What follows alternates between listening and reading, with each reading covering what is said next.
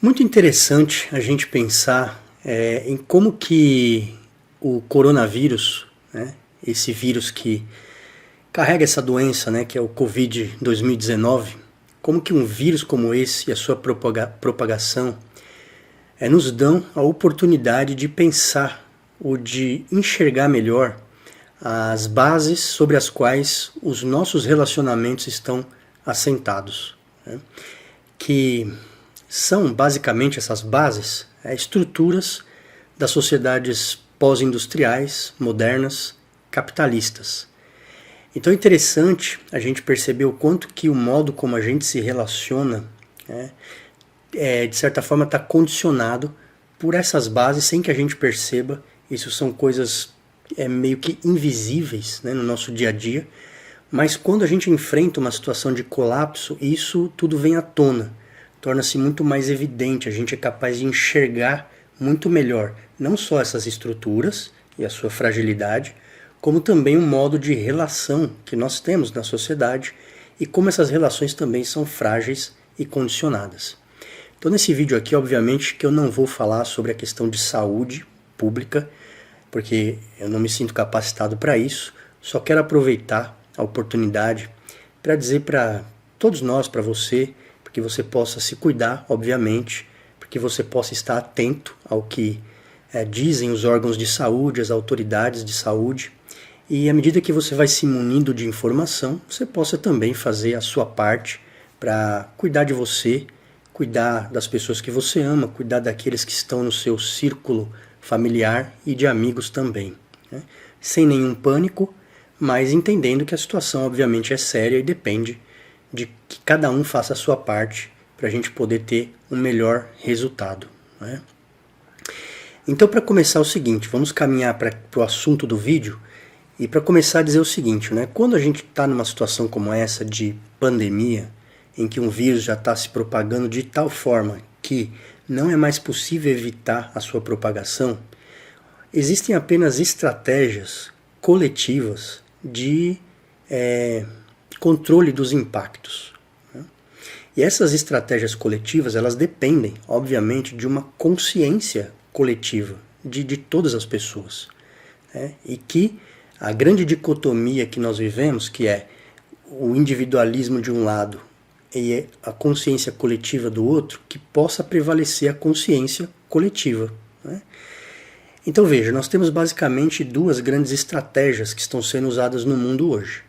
A primeira delas, mais isolada lá no Reino Unido, que pelo que eu tenho lido, trata da imunidade de grupo, que basicamente é uma estratégia que não isola as pessoas, mas permite a propagação do vírus, apostando, né, de que quando uma parte significativa da sociedade estiver infectada daquela comunidade e adquirir uma imunidade, então os demais vão ficar basicamente protegidos pela imunidade do grupo. Então uma estratégia que está sendo muito questionada pelo meio dos estudiosos, dos cientistas, né, por várias razões, mas principalmente porque isso leva a um colapso do sistema de saúde, um boom na contaminação, e pode levar a uma taxa de mortalidade que ainda não é possível medir.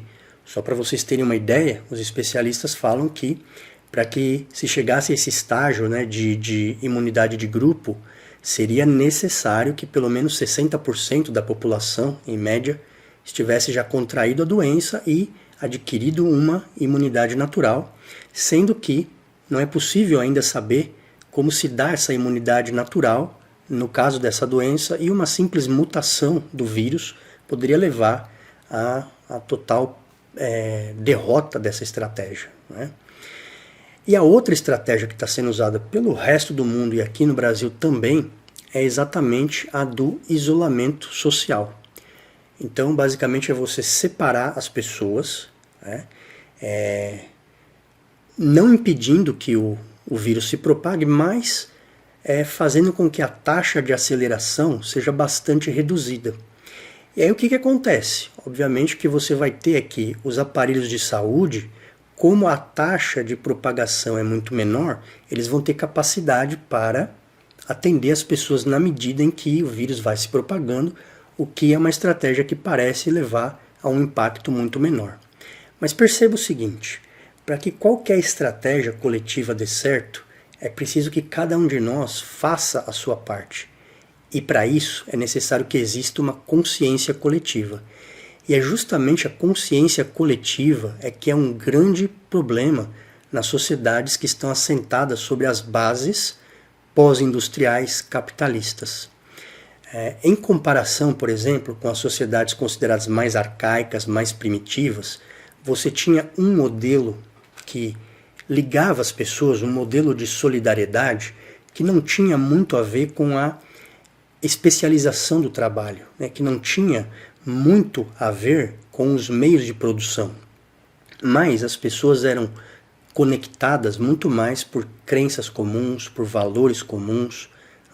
Então, se você pensar, por exemplo, numa sociedade mais tribal atualmente, ou numa época mais anterior à sociedade feudal, o que ligava aquelas sociedades, ou essas sociedades, são crenças comuns, valores comuns, e muito menos a interdependência dos meios de produção. Isso gerava uma característica interessante, que é menor interdependência, em compensação, menor individualismo e maior senso de coletividade. Nas sociedades pós-industriais, com base no capitalismo, essa relação é exatamente o inverso. O que você tem é uma especialização muito grande do trabalho, você tem uma fragmentação total dos valores, das visões de mundo, de maneira que as pessoas não estão mais ligadas por crenças comuns, por valores comuns. Então o que liga as pessoas nessa sociedade mais orgânica é a interdependência dos meios de produção, na especialização do trabalho. Isso gera pessoas, ao mesmo tempo, com mais interdependência das cadeias de produção e com um individualismo muito maior. Então veja que um vírus como esse, ele ataca justamente bases que têm a ver com a economia, o que desperta em nós a fragilidade do tipo de solidariedade que nos une. Então o que a gente tem hoje, por exemplo, quando você se depara com uma estratégia como essa, as pessoas muitas vezes são colocadas numa quarentena, num isolamento social, dispensadas do trabalho, por exemplo, e aí você vê pessoas agindo de maneira totalmente individualista. Então, muitas vezes indo à praia, muitas vezes indo a shopping centers, a passeios públicos. É como se pensasse o seguinte, eu não me importo, O que é importante é a minha satisfação pessoal, o meu bem-estar pessoal. Então, esse homem pós-industrial, ele só consegue se enxergar como uma peça, como alguém isolado, dentro de uma engrenagem e absolutamente desconectado dessa visão mais coletiva. Então, não consegue, por exemplo, muitas vezes, de forma até hedonista, ele não consegue se desprender dos seus próprios prazeres em nome do bem-estar da coletividade. Então, por exemplo, corridas que as pessoas fazem ao supermercado com a simples perspectiva de que nós vamos passar por alguma escassez, então eu preciso recolher tudo para mim, sem pensar, obviamente, nos demais, na coletividade. Então tudo isso nos revela um certo egoísmo que é característico do homem moderno, que é característico dessa sociedade pautada nessa lógica de solidariedade dada pelos meios de produção. Obviamente que você já percebeu que tudo isso que eu estou falando tem a ver com o grande sociólogo Emile Durkheim, que trata sobre a divisão do trabalho e faz todas essas abordagens que eu estou colocando aqui. Mas é num momento como esse em que aquilo que é teórico se torna muito mais evidente para nós e nós percebemos a fragilidade dessas bases que parecem tão sólidas, e que também revela a fragilidade das nossas próprias relações humanas. Existe uma obra também que acho muito interessante que dialoga com esse momento, que é o ensaio sobre a cegueira do José Saramago. Acho que você já teve a oportunidade de ler, ou assistir o filme, ou ouviu falar dessa obra. Mas o José Saramago, pela construção dessa obra, né, do ensaio sobre a cegueira, ele aborda exatamente esse ponto, né? Você tem lá uma epidemia, que é uma cegueira branca, e ela se propaga muito rapidamente, de modo que as pessoas vão se contaminando a partir de um homem, né?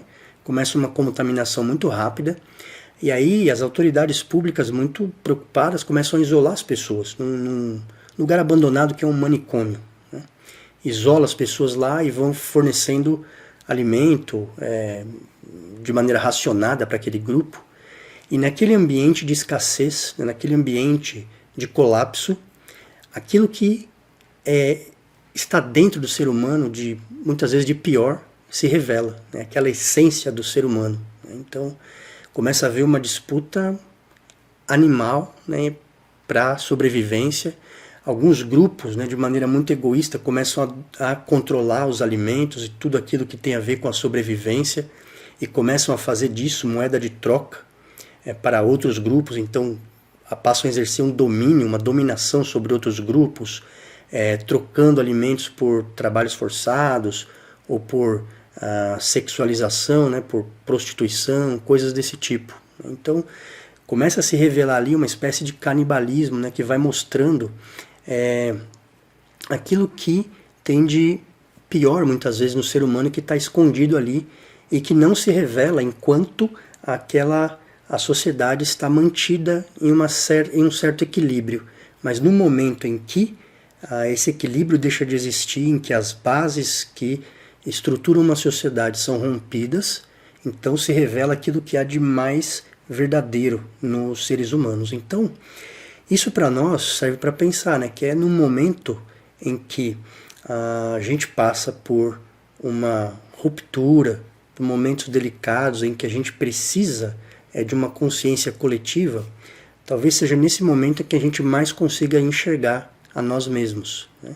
Isso tanto vale para as coisas boas, como a compaixão, a amizade, a solidariedade, né, o altruísmo, como também vale para o egoísmo e para o senso de competitividade total. Então essas coisas saltam, né, à vista exatamente nesses momentos. E é interessante porque o ensaio sobre a cegueira tem exatamente a cegueira como a doença, que é uma metáfora, né?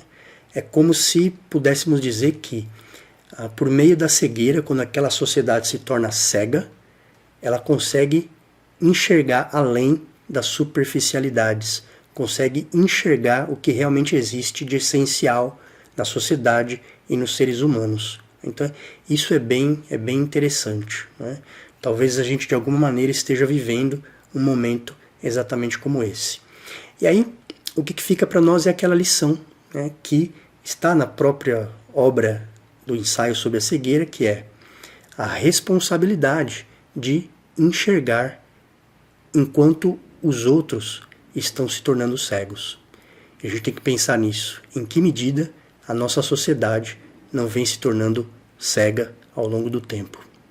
É isso, meus amigos. Ficamos com essa reflexão. Um grande abraço, cuidem-se e até o próximo vídeo. Tchau, tchau. Até mais.